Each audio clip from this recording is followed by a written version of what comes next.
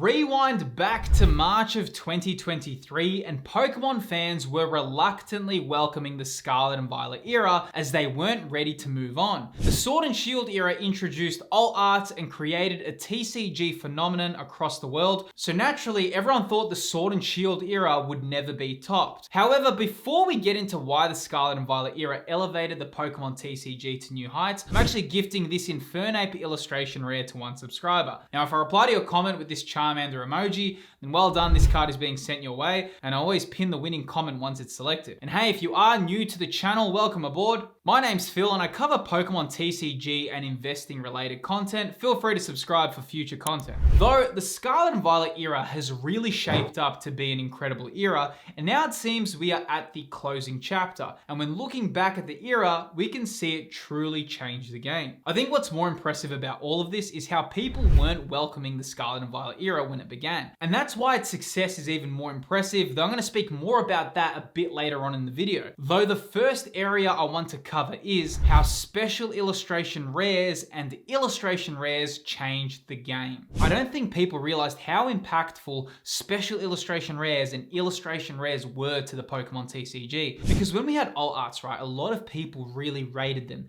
They were very in demand. You had some incredible artworks like Leafeon VMAX or even Espeon V. You had so many cool cards, right? But what happened when the Scarlet and Violet era came, a lot of people had a question of, wait, how is Sword and Shield era going to get topped? Because it seems like with these alternate arts, we've kind of hit the maximum point of how good Pokemon artworks can be. But then what did the Scarlet and Violet era do? They introduced illustration rares and special illustration rares. Now, what was so good about these was not only were they amazing artworks, but they also told a story. And I kind of feel like as the era's gone on, when illustration rares and special illustration rares were introduced in Scarlet and Violet base, a lot of people forgot what their purpose was. Their purpose was to tell a story. When we look at the Gardevoir line in Scarlet and Violet base, you can clearly see the story. Or the 3-stage evolutions in Paldea Evolved, they all tell a story, right? Same when we look at the Feebas and Milotic in Surging Sparks, they actually connect as a story piece, and that's what's so great about them. And I think that kind of creativity really opened up what was possible for the Scarlet and Violet era. And I think when we look back and as the years go on, people are going to really rate these cards. But not only that, they actually gave the opportunity for a lot of Pokemon to get illustration rares and get represented with awesome artworks. Because one criticism of alternate arts was they were always reserved for like final stage evolutions or for some really awesome Pokemon, right? But when we look at illustration rares, Pokemon like Mantike got represented in the TCG. Now, before Mantike got its illustration rare, the last time it was in the TCG was back in 2007. So that's how many years Mantike wasn't even in the TCG, and when it came back in, it got an awesome illustration rare, and that's why they really shifted the game. Now also some pretty cool news, right? But I've actually teamed up with Collector to give away this PSA 10 Espeon V alt from Evolving Skies. You can enter the giveaway now on my Discord, and the link is in the video's description. Now today's video is sponsored by the Collector app. Now the Collector app is a collectible portfolio management tool that allows you to track, manage, and value your collectibles. Now Collector draws in pricing data from recently sold listings, and it allows you to track sealed collections along with the raw value of your cards and even drill into specific grades of collectibles you own. Now what's really cool as well, if you upgrade to the Pro version of the app, you can use your phone's camera to scan your cards inside the app, which makes it super easy to track your collection. Pro users also unlock the Max tab feature, which allows you to extend card pricing data past 1 year, which is super useful to get good market insights. Definitely feel free to download the Collector app. All the details can be found within the video's description. Now, what we also need to focus on when talking about the Scarlet and Violet era is the quality of the artworks is second to none. The Scarlet and Violet era's artworks have truly broken the mold, and illustration rares and special illustration rares really made for some of the most creative artworks of all time. I don't think there has been a Pokemon era that's had more unique artworks than the Scarlet and Violet era.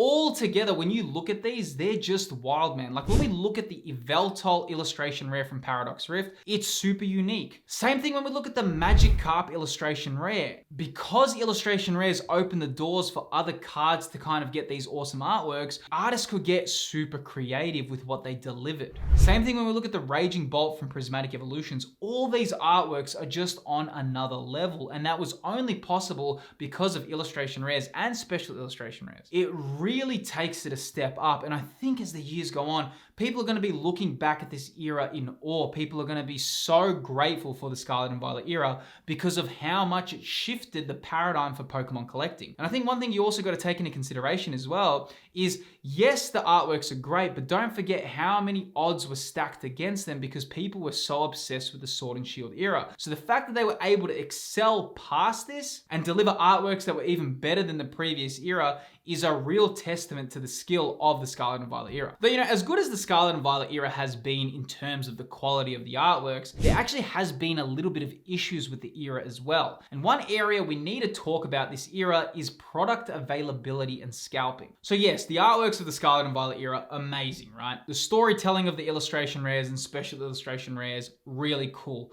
But one thing, because the quality of these cards was so cool, because so many people got involved in the hobby, because Pokemon TCG Pocket released in the Scarlet and Violet era, all these new people entered the hobby. But one issue that's happened is product availability and scalping. Now, a lot of people say Pokemon should just print more product, but that's not really the issue because Pokemon is printing a lot of product. In fact, there has never been more Pokemon cards printed in history than right now. So it's not that much of a printing issue. I know a lot of people complain about this and they say, oh, Pokemon should just print more. But the problem is every business has a limit of how much they can kind of produce in anything, right? Pokemon can only print as much as their operational capacity, right? If you get 5 times more demand, you need to then try produce to cater to that new audience. But then you may have a bottleneck because you don't have the facilities, you don't have the supply chain networks to kind of deal with the amount you need to deliver to the market. Now, Pokemon is in the middle of fixing that at the moment, and probably by next year, they're going to catch up. In fact, it already looks like right now it's calming down a little bit, or whether that's because some people are leaving the hobby, no one knows right now. I do think that reprint windows are going to extend past what we're used to. This is just an intuition I have. It used to be reprint cycles lasted for 2 years, 3 years max, but I wouldn't be surprised to see reprints even extend into 4 or 5 years with how it's going because more and more people are entering the hobby, and a whole generation wasn't able to get prismatic evolutions. A whole generation probably won't even get Destined Rivals, so Pokemon probably want a lot of people to experience these sets. Though I think another issue is you've also got scalping that's happening as well. So it's not that you just have more people entering the hobby. A lot of people like collecting and investing in sealed product. And what do? They hold on to the product. It's because a lot of the time sealed product goes up in value, right? I run a Pokemon investing YouTube channel. I cover this a lot on my channel if you watch my videos.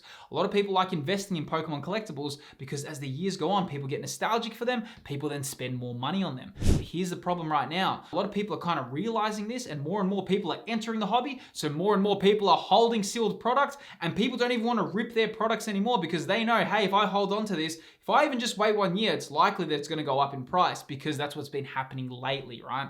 So because of all this, the Scarlet and Violet era has had a bit of a drawback with this, and it has been a little bit of an issue in the era at the moment, and a lot of fans and a lot of people are complaining, and I hope for Generation 10 onwards that, Pokemon really fix this issue and kind of leave a buffer room in order to be able to cater to the product. One thing that a lot of people talk about, you'll hear a lot of content creators talk about this, and I'm quite passionate about this as well, is that Pokemon should probably slow down the release schedule. It's probably not the most popular opinion, but at the same time, if you can't get product, I don't see why we need sets releasing every 2 to 3 months when people can't even get the older sets, right? Maybe we should slow down releases, allow more product to come in the market, have the kind of supply chain and the operational needs meet up, and then that way, a lot of people can actually get these products because at the moment, it's clearly not working. Though even though scalping has been problematic, the positive about this is just how many people have entered the hobby because of the Scarlet and Violet era. Never in history have so many people started collecting Pokemon cards. If you look at Google Trends, you can see just in 2025 alone,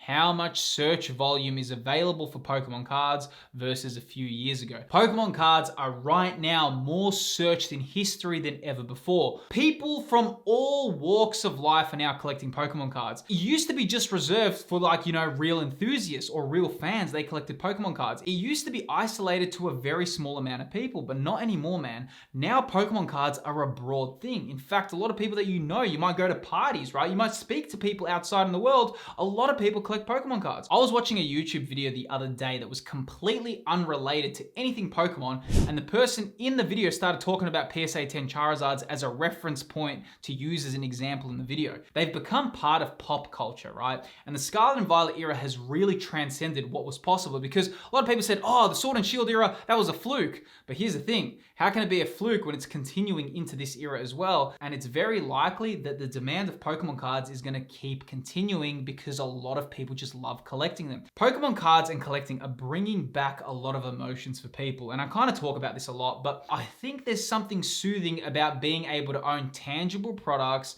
and there's almost like a rebellion that's happening by collecting Pokemon cards and investing in them, because it's almost like you own pieces of like collectible history of something that's so tied to your childhood. Most people collecting Pokemon cards today probably collected Pokemon cards when they were kids, and even if they didn't, they probably have a very deep connection or association to Pokemon because, you know, a lot of people are drawn to collecting Pokemon. But don't forget, we have to give credit to the Scarlet and Violet era, because the Scarlet and Violet era introduced Pokemon 151. It introduced Surging Sparks. It gave us Prismatic Evolutions. It gave us another Team Rocket set with Destined Rivals. They have brought in so much old fans, and it's getting very interesting to see what's going to happen in the future, because so many people love collecting Pokemon at the moment. And I think as time goes on, all these cards that you're collecting today, there's going to be a new generation of people that are going to reminisce and look back at this golden era, and they're going to say, wow, I want to own some of those awesome collectibles like a lot of the people that look back at base set today. Though another area we need to look into is that the sets of the Scarlet and Violet era have literally been classics. From Pokemon 151 to Paldea Evolved to Surging Sparks and Prismatic Evolutions, it really has been an iconic era. When I look at the Scarlet and Violet era, one thing that really stands out is that nearly every set is incredible. When I look at the Sword and Shield era, I don't really look at every set and be like, wow, they're great. In fact, I think the Sword and Shield era only had a few really good sets. I think Evolving Skies was great. I think Crown Zenith was really great. And then everything other than that, personally, I feel they're okay to decent. But when I look at the Scarlet and Violet era, most sets have been really, really good. Paldea Evolved is incredible. Then when we look at Pokemon 151, what an incredible set. So many people collected that. Pokemon 151 is a classic set. Same thing when we look at Twilight Masquerade with Greninja and then Eevee illustration rare. And then even when we look at Surging Sparks with Milotic, Latias EX. And then same thing when we look at Prismatic Evolutions. Prismatic Evolutions just has banger after banger. Every artwork in Prismatic Evolutions could be a top chase card in nearly any other set. And that's what I mean. The Scarlet and Violet era delivered beyond belief. And that's why when I look back at this era, someone that's been collecting Pokemon for a while, I know when I see good cards. I know when I see classic sets. And finally, while Sword and Shield era reintroduced everyone to the hobby, Scarlet and Violet elevated the era. And I spoke about this a lot throughout the video, but we can see how much the Scarlet and Violet era elevated the game more than anything else. And I think with Generation 10 on the way, a lot of collectors are wondering, how will the Scarlet and Violet era be topped? Though I suppose everyone thought the same when the Sword and Shield era was ending as well, and we were all pleasantly surprised. And I think when we look at the quality and kind of what we expect, it becomes very interesting to see what Pokemon is going to deliver going forward. However, I do think the scalping has been a bit of a persistent issue when it comes to this era, and I think one question that comes up is, how does someone navigate the Pokemon hobby right now? Well, I actually revealed the best way to navigate the current Pokemon hobby within this video here. Within the video that's currently appearing on screen, I go deep into collecting Pokemon cards and provide the best answers on how to navigate the current hobby. If you're new to the hobby, click the video that's currently appearing on screen, and I'll see you on the next video.